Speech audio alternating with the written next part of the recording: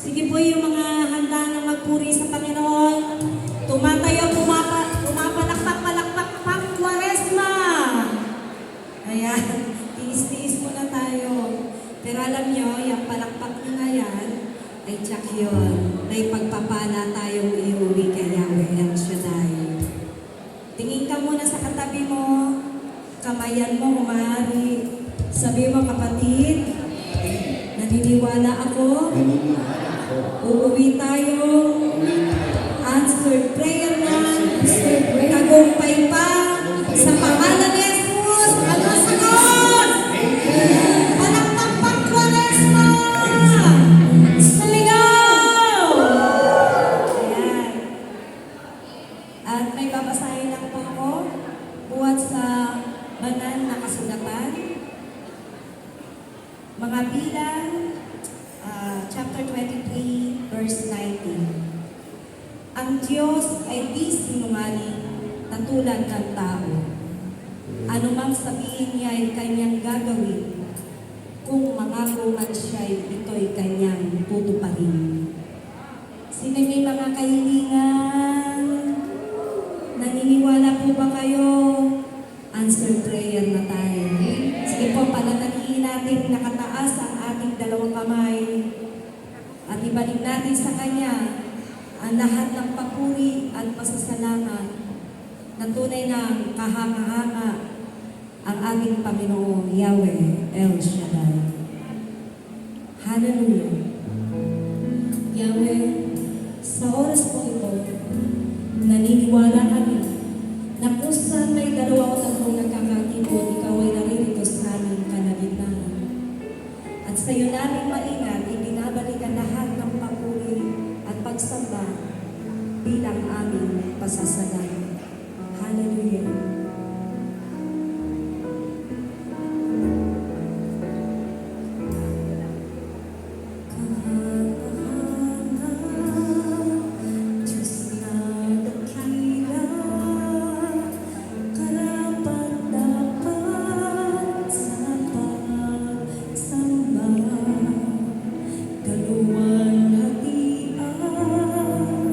Walang katulad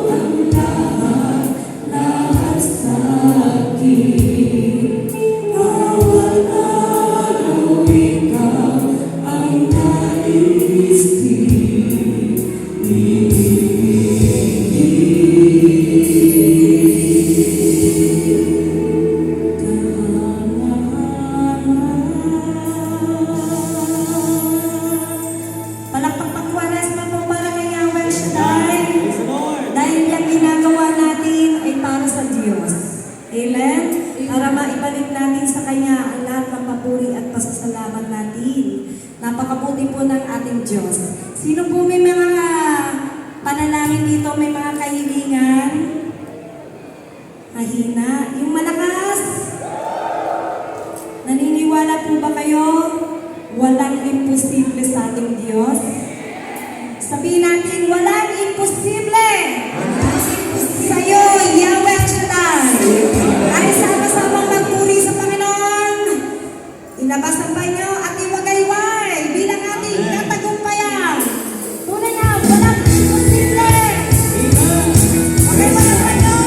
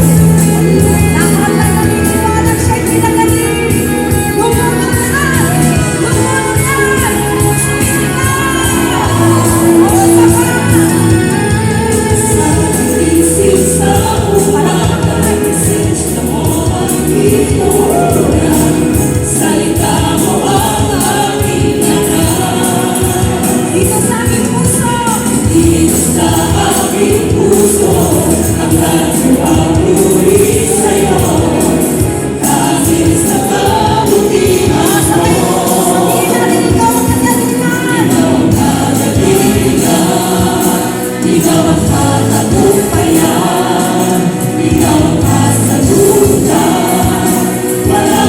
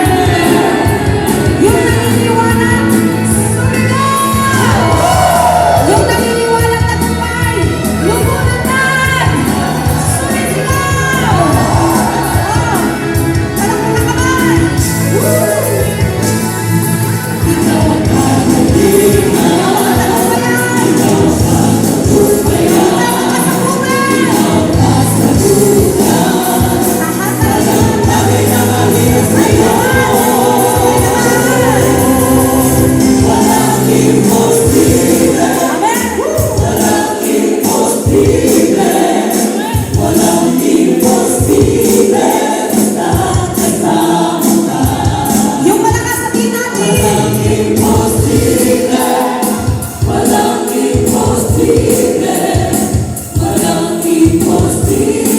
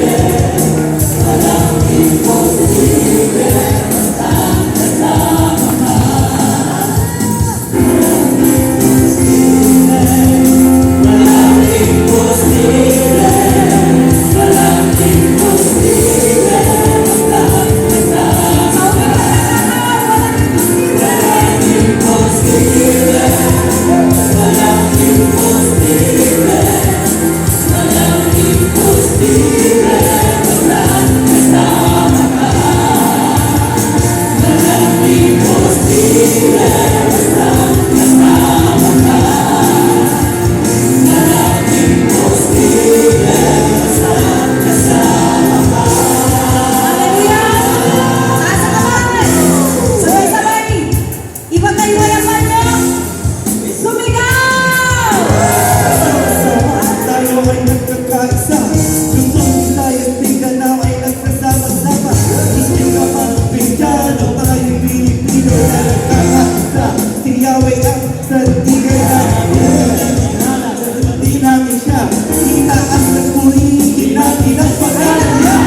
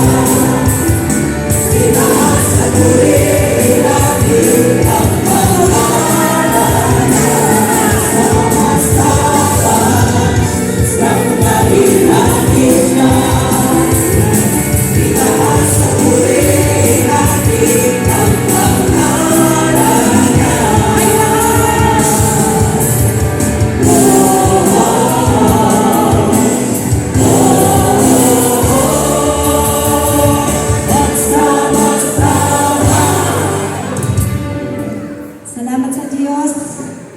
Magkakasama po tayo ngayon. Sabi nga kapag inuna natin si Yahweh El Shaddai, uunahin ni Yahweh El Shaddai ang ating pangangailangan. Sige po, palakpak pang Kwaresma. Huwag po natin katamarin yung palakpak na yan. Dahil binibigay natin yan kay Yahweh El Shaddai. At yung palakpak pang Kwaresma na yan, naririnig ng Diyos! Amen? Tunay nga na ang ating Diyos ay napakabuti. Amen? Taas natin natin dalawang kamay. Sino may mga pagsubok dito? Sino may mga problema? Sino may mga pinagdadaanan? Alam niyo kung bakit ko yung tinanong sa inyo? Kasi doon natin makikita na sa gitna ng mga unos, nariyan ang tulong ni Yahweh El Shaddai.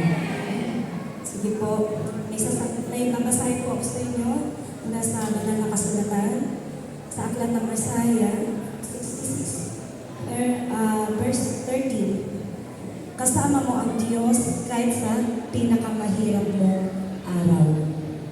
Naniniwala po ba kayo doon? Ipikit natin ang ating mga mata at muli natin sambahin ang ating napakabuting Diyos. Walang iba kundi si Yahweh El Shaddai. Sabi nga, sa gitna ng mga unos, siya ang ating matibay na sandigan. Hallelujah. Hallelujah. Yahweh, sa iyo po ang lahat ng papuri at pasasalamat. Salamat po sa iyong presensya na kailanman di mo kami iniwan, hindi mo kami tinabayan. Hallelujah. Praise God. Praise God. Praise Jesus.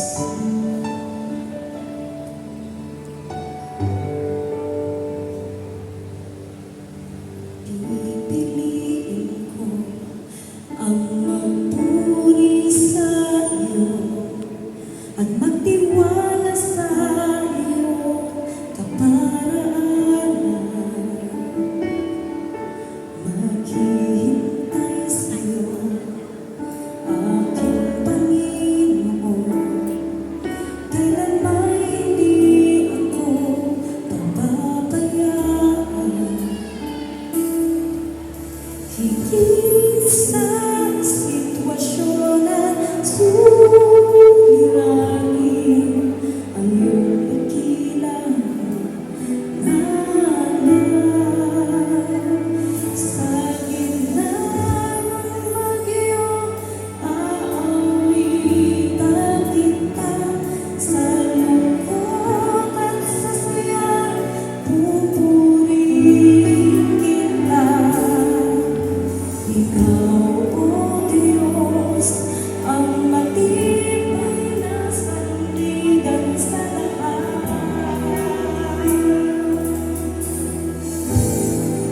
Ay mabuti ka, O Diyos, sa habang panahon. Katapatan ay hanggang sa kalangitan.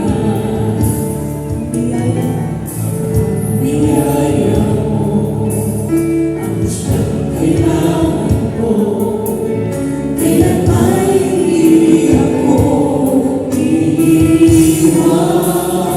Higit sa sitwasyon at suliranin, ang iyong dakilang sa gitna ng bagyo, aawitan kita. Sa lungkot at sa saya, pupurihin kita. Ikaw, O Diyos, ang matibay na sandigan sa lahat. Magtayo tayo ng